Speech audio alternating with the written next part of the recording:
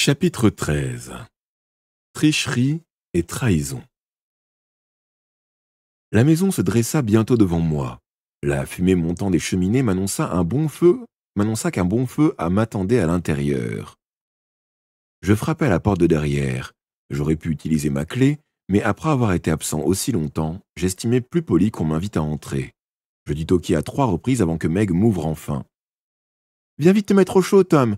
s'exclama-t-elle. « Cela fait plaisir de te voir de retour. » Une fois dans le hall, j'ôtai mon manteau et ma veste en peau de mouton, appuyai mon bâton contre le mur et tapai des pieds pour débarrasser mes bottes de leur croûte de neige. « Assieds-toi, dit Meg, en me conduisant devant l'âtre. Tu as l'air gelé. Je vais te servir un bol de soupe avant de te préparer un vrai dîner. » Je frissonnais, autant de froid qu'à cause de troubles. Je frissonnais autant de froid qu'à cause du trouble où m'avaient plongé les récents événements. Je tendis les mains et les pieds vers le feu, fixant mes bottes qui commençaient à fumer.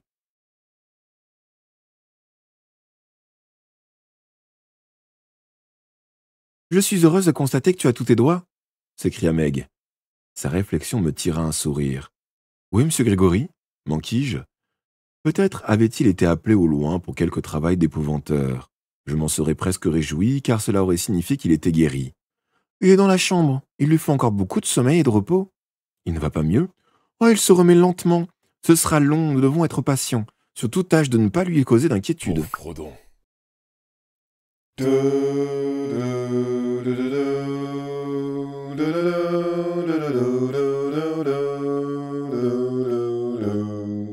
Peut-être que je ferai une autre alerte. Et coucou Lucide, merci beaucoup pour le raid. J'espère que c'est bien passé ce stream. Attends, du coup, il faut que je change les chaînes là au moins. On est toujours sur du livre audio. Et là, il faut que je change. Ah ouais, je m'entends en plus, quelle horreur. Et on va ouvrir cette chaîne-là. Voilà, parfait. Bonne nuit, du coup, repose-toi bien encore une fois. Des bisous, prends soin de toi, à bientôt. Et merci encore pour le raid. Des bisous.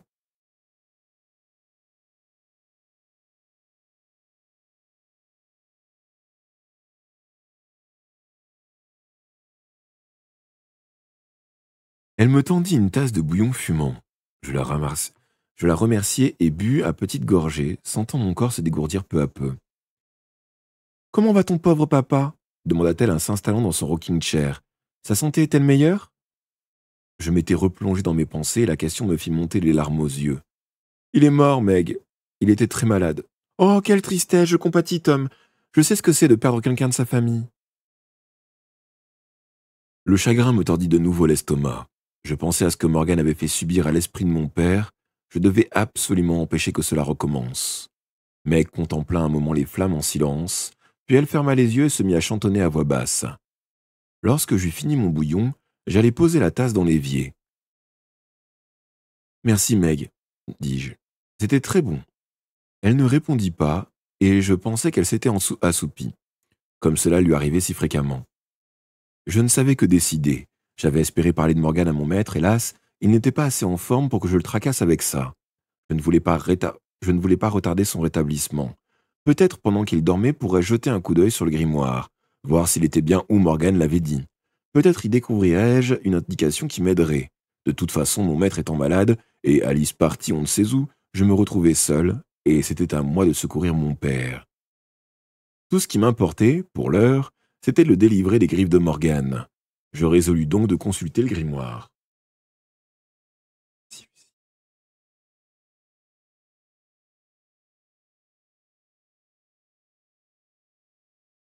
À l'instant où je quittais la cuisine, Meg ouvrit les yeux et se pencha pour tisonner le feu. « Je monte voir monsieur Grégory, » prétendis-je. « Non, Tom, ne le dérange pas. Reste plutôt assis près de la cheminée. Avec cette longue marche dans le froid, tu as besoin de te réchauffer. »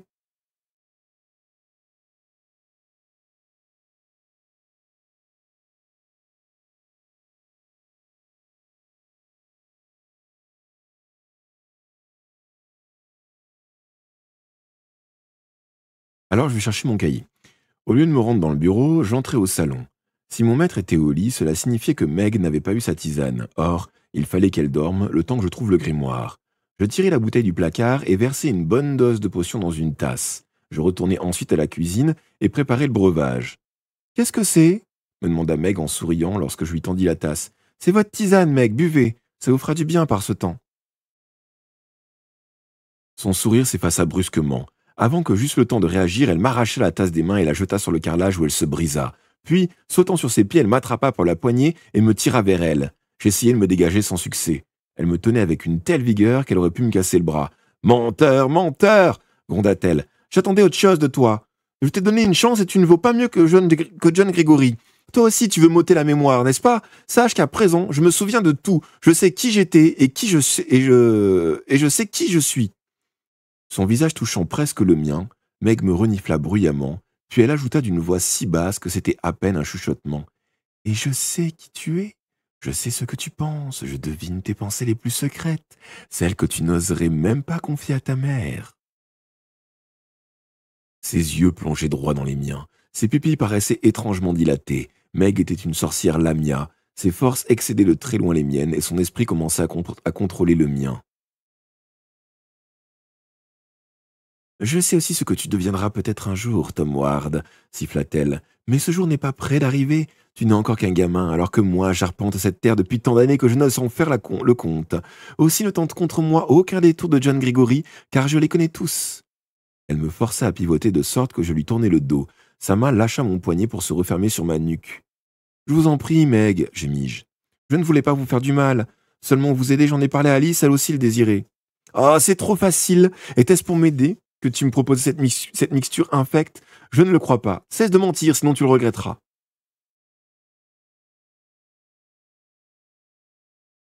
J'ai l'impression d'avoir un peu plus de mal à lire que d'habitude. « Je ne mens pas, Meg, rappelez-vous, Alice vient d'une famille de sorcières. Elle vous comprend et se désole du traitement qu'on vous fait subir. J'avais l'intention de parler de vous à Monsieur Grégory et... Ça suffit, petit, aboya-t-elle. Assez d'excuses. La cave, voilà ce que tu mérites. On va voir si tu apprécies d'être enfermé dans le noir. Tu comprendras ce que j'ai enduré. Je ne dormais pas, vois-tu. J'étais éveillé et passé des heures interminables, seul dans l'obscurité avec mes pensées trop faibles pour me lever, essayant désespérément de me rappeler tout ce que John Gregory souhaitait tant que j'oublie. Je savais qu'il s'écoulerait de longs mois d'ennui et de solitude avant que quelqu'un ouvre enfin la porte pour me laisser sortir. Au début, je me débattis, tâchant de me libérer de son étreinte. Je fus forcé de capituler. Me tenant toujours par le cou, elle me conduisit dans l'escalier de la cave. Elle tira de sa poche la clé de la grille de fer et nous continuâmes notre descente. Elle ne s'était pas encombrée d'une chandelle et, bien qu'elle fût capable d'y voir dans le noir, mieux que la plupart des gens, j'avais de plus en plus de mal à percer les ténèbres du regard. Ce qui contenait la cave tout en bas me terrifiait. Pour rien au monde, je n'aurais voulu me trouver près de la lamia sauvage emprisonnée au fond du puits. À mon grand soulagement, Meg s'arrêta au palier où s'ouvraient les 3 portes. Avec une autre clé, elle ouvrit celle de gauche, me poussa dans la cellule et verrouilla la serrure. Je l'entendis ensuite ouvrir la porte de la cellule voisine et y entrer. Elle n'y resta pas longtemps. La porte claqua bientôt, et Meg remonta l'escalier. Un son métallique résonna, la grille de fer se refermait, puis les pas s'éloignèrent et ce fut le silence. J'attendis quelques instants au cas où Meg redescendrait pour une raison quelconque. Puis je fouillai mes poches à la recherche de mon briquet et de mon bout de chandelle. Une minute plus tard, j'examinai ma cellule à la lumière de la flamme. Elle mesurait tout juste 8 pieds de long sur 4 de large. Un tas de paille dans un coin servait de lit. C'était une construction en pierre de taille, fermée par une solide porte en chêne. Une ouverture rectangulaire, découpée dans la partie supérieure du battant, était garnie de gros barreaux. Je m'assis sur le sol dallé pour réfléchir. Que s'était-il passé en mon absence? J'étais convaincu que l'épouvanteur était emprisonné dans la cellule voisine, celle où Meg avait passé tant de mois à l'attendre. Sinon, pourquoi y serait-elle entrée? Comment mon maître était-il tombé entre les mains de la lamia? Il était encore souffrant le jour où j'avais quitté la maison. Sans doute avait-il oublié de lui donner sa potion, et elle avait retrouvé la mémoire, à moins que ce ne soit elle qui l'ait drogué, introduisant dans sa nourriture une de ces substances qui l'avait rendu docile pendant tant d'années. Devait-on y voir l'influence d'Alice? Elle n'avait cessé de bavarder avec Meg lors de son séjour. Plus d'une fois, je les avais surprises en train de chuchoter. Que se racontait-elle? Si Alice avait pu agir librement, elle aurait diminué peu à peu la dose de tisane. Je ne la blâmais pas pour ce qui était arrivé. Cependant, sa présence ici n'avait sûrement pas arrangé la situation. À mon retour, Meg avait joué son rôle, faisant mine de s'assoupir comme avant. M'avait-elle réellement donné une chance, ainsi qu'elle l'avait prétendu? Si je ne lui avais pas préparé cette potion, m'aurait-elle traité différemment? C'est alors que j'eus une révélation. En revenant, j'étais si tourm- En revenant, j'étais si retourm- En revenant, j'étais si... J'arrive pas. Attends, je vais boire un coup.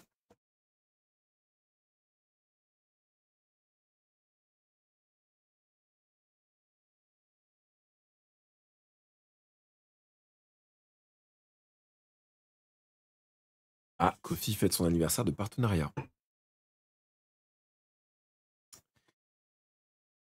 Euh, Donc, c'est alors que j'eus une révélation. En revenant, j'étais si tourmenté de savoir mon père à la merci de Morgan que l'étrangeté de la chose ne m'avait pas frappé. Pour la première fois, Meg m'avait appelé Tom, et non Billy. Hmm. Elle s'était rappelé la raison de mon absence. Pourquoi n'y avais-je pas prêté attention? Je me serais tenu sur mes gardes. J'avais laissé mon cœur diriger ma tête et à cause de moi, tout le comté était en danger. Une sorcière Lamia était en liberté et ni l'épouvanteur ni son apprenti n'étaient en mesure de contrecarrer ses projets. Bon, ce qui est fait, songeai-je.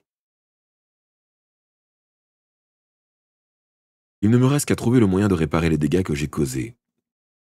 J'entrepris de trier le positif et le négatif. Le négatif l'emportait.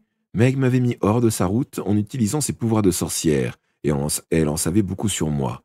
Néanmoins, elle n'avait pas eu l'idée de me fouiller. J'avais toujours mon briquet et la chandelle. J'avais également la clé, celle qui ne me quittait jamais et qui ouvrait n'importe quelle serrure à condition que son mécanisme ne fût pas trop complexe.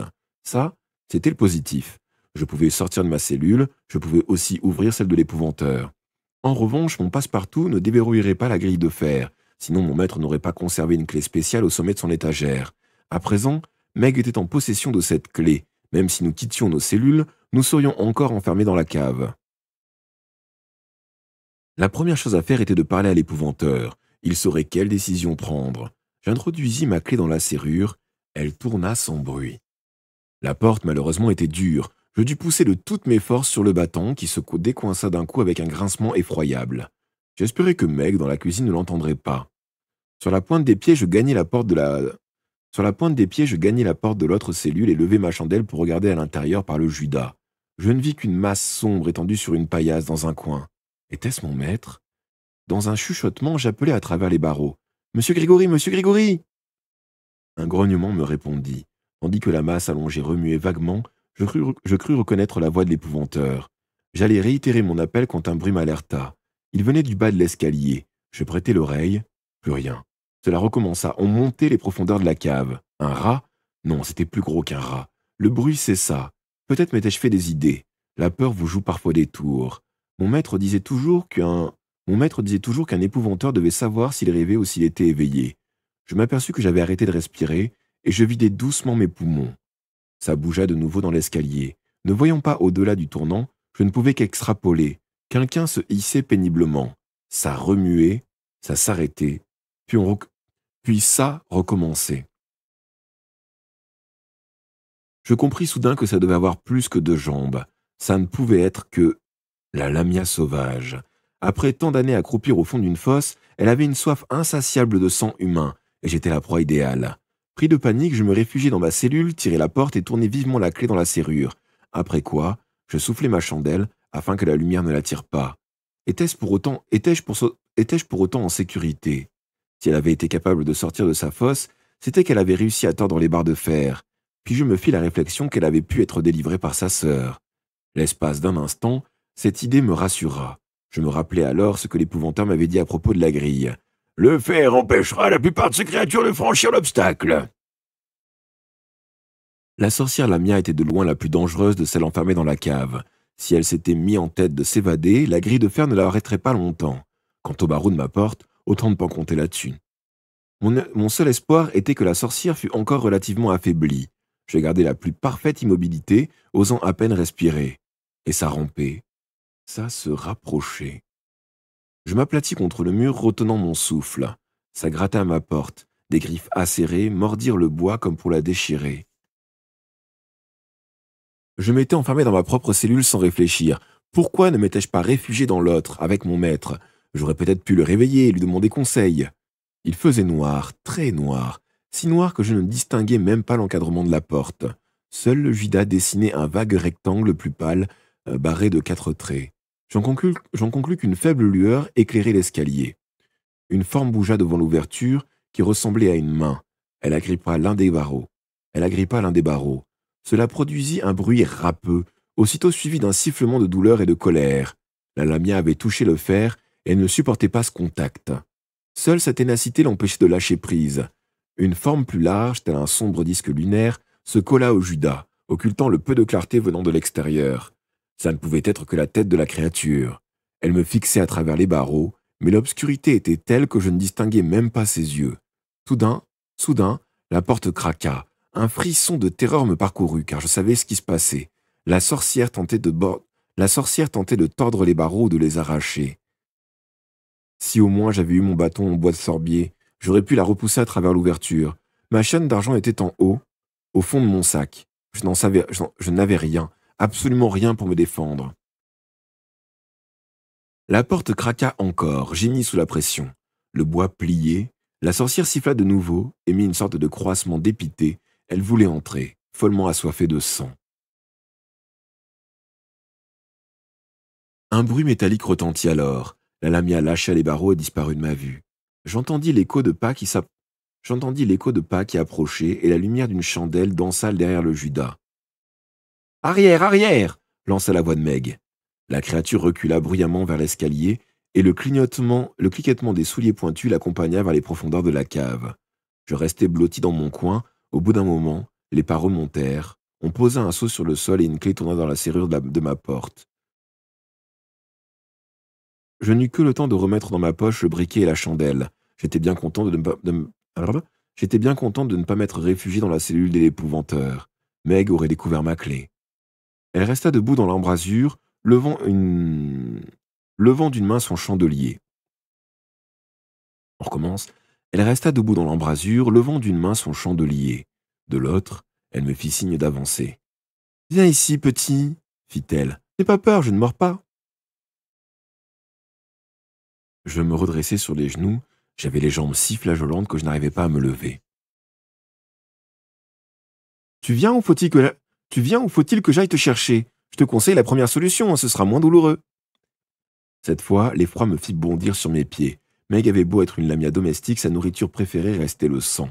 La potion lui avait fait oublier, cependant, à cette heure, elle savait très bien qui elle était et ce qu'elle voulait. Il y avait dans sa voix une inflexion impérieuse à laquelle j'étais incapable de résister, qui m'obligea à traverser la cellule et à m'approcher. « Tu as de la chance que je sois venu nourrir Martien, dit-elle en désignant le seau. J'y jetai un coup d'œil, il était vide. J'ignorais ce qu'il avait contenu, mais les traces sanglantes empoissaient le fond.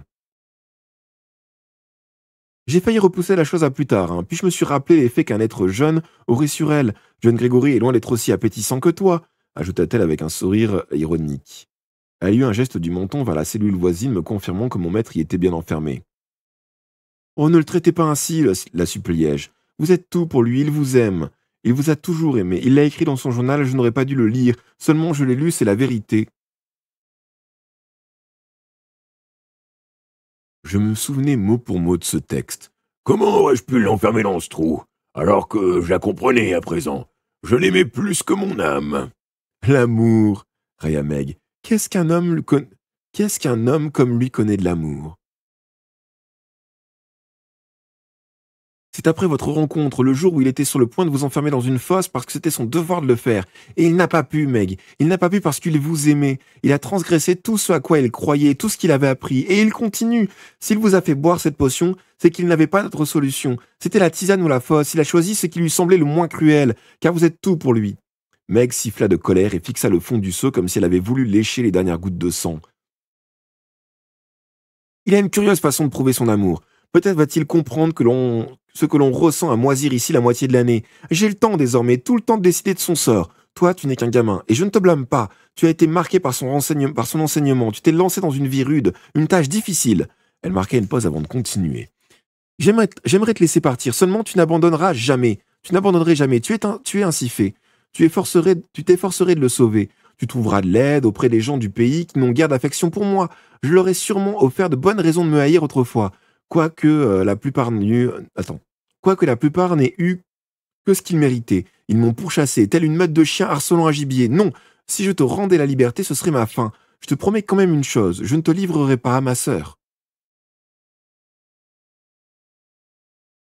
Vous avez Ice qui est en train de lancer un stream qui part sur Sinsed. Voilà, donc sortie officielle du jeu, il va vous le présenter. Sur ces mots, elle me fit signe de reculer, elle ferma la porte et la verrouilla. « Je t'apporterai à manger plus tard, » me dit-elle à travers les barreaux. « Peut-être saurai-je alors ce que je vais faire de toi. » De longues heures s'écoulèrent avant qu'elle revienne, ce qui me donna amplement le loisir d'établir une stratégie. Je n'avais cessé de guetter le moindre bruit et, lorsque Meg s'engagea dans l'escalier, je le sus aussitôt. Dehors, la nuit devait commencer à tomber. Je supposais qu'elle m'apportait mon souper. J'espérais que ce ne serait pas le dernier. J'entendis le cliquetis d'une clé, le grincement de la grille. Fortement concentré, je comptais les secondes entre le choc métallique signalant que la grille se refermait et le clac-clac des souliers pointus sur les degrés de pierre. J'avais 2 plans. Je souhaitais que le premier marche, le deuxième étant plus que périlleux.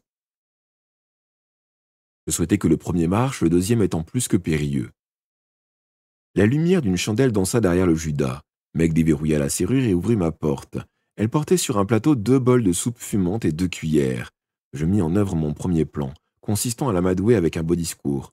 « J'ai réfléchi à quelque chose, Meg. Quelque chose qui nous arrangeait tous les deux. »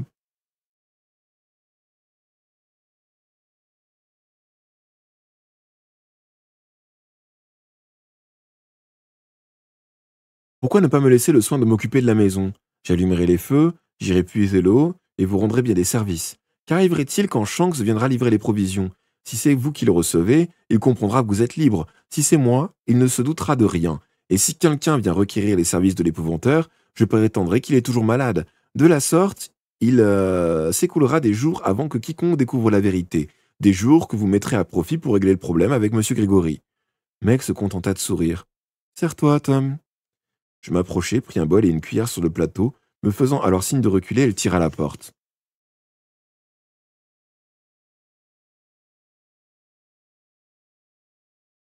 C'était bien imaginé, petit, » dit-elle. « Mais tu aurais vite fait de tirer avantage de la situation pour libérer ton maître. » Et elle m'enferma de nouveau. Mon premier plan ayant échoué, il ne me restait plus qu'à tenter le deuxième. Posant mon bol de soupe sur le sol, je sortis ma clé de la poche. Meg fourgonnait dans la serrure d'à côté. Je tendis l'oreille, espérant contre toute espérance.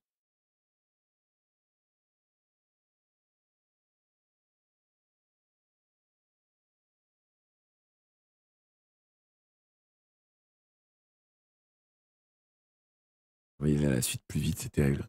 Trop curieux. Gagné. Elle entra dans le cachot de l'épouvanteur. J'avais présumé qu'il était trop faible ou trop engourdi pour venir chercher son bol et manger seul. Meg devait l'alimenter. Aussi, sans perdre une seconde, j'ouvris ma porte, qui, cette fois par chance, ne grinça pas, et sortis avec précaution. J'avais tout envisagé avec soin, pesant chaque risque. Une option consistait à pénétrer directement dans la cellule de l'épouvanteur et à passer un marché avec Meg. En temps normal, mon maître et moi aurions fait le poids face à elle. Malheureusement, dans l'état où il se trouvait, il n'était pas en mesure de me soutenir. D'autant que nous n'avions, pour la combattre, ni bâton de sorbier, ni chaîne d'argent. J'avais prévu de m'évader, filer jusqu'au bureau, prendre ma chaîne d'argent dans mon sac et entraver Meg. 2 conditions étaient nécessaires à ma réussite. Que la lamia sauvage ne surgisse pas de la cave pour me sauter dessus avant que j'aie franchi la grille de fer et que Meg n'ait pas verrouillé la grille derrière elle. Voilà pourquoi j'avais analysé les bruits avec autant d'attention. La grille avait claqué après le passage de notre geôlière et le bruit de ses talons avait repris aussitôt. Elle n'avait donc pas eu le temps de tourner la clé. Du moins, je ne le pensais pas. J'avançai sur la pointe des pieds en jetant des regards inquiets derrière moi, vers la cellule pour vérifier si Meg ne sortait pas, et vers l'escalier descendant de la cave, au cas où la lamia sauvage surgirait. J'espérais qu'elle serait repue après son repas du matin, ou du moins qu'elle n'oserait pas monter tant que Meg était dans les parages. À la façon dont elle avait obéi à sa sœur, je supposais qu'elle lui était soumise. Enfin, j'atteignis la grille et j'empoignis le montant de fer. À mon profond soulagement, elle s'ouvrit à la première tentative. Je m'efforçai de la refermer sans bruit, mais l'épouvanteur savait ce qu'il faisait en la construisant. Elle sonna comme le battant d'une cloche. L'écho se répercuta dans toute la maison. Meg jaillit aussitôt et grimpa les marches en quelques enjambées, les bras tendus vers moi, les doigts recourbés tels des griffes. Un bref instant, je restai pétrifié, Comment pouvait-elle se déplacer à une telle vitesse? Une seconde de plus m'aurait été fatale. Je m'élançai à mon tour, je courus sans un regard en arrière. Arrivé en haut, je traversai la cuisine en trombe, Meg sur mes talons. Je m'attendais à tout instant à sentir ses ongles me transpercer la peau. Je ne passai pas par le bureau pour prendre mon sac. Je n'aurais pas eu le temps de l'ouvrir et d'en sortir la chaîne d'argent. Dans le hall, j'attrapai au passage ma veste, mon manteau et mon bâton, ouvris la porte et me jetai dehors.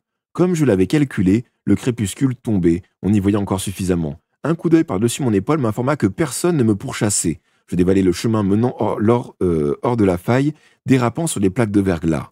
Arrivé en bas de la pente, je m'arrêtai, à bout de souffle. Meg ne m'avait pas suivi. Le froid était mordant, le vent soufflait du nord. J'enfilai ma veste en peau de mouton et mis mon manteau par-dessus.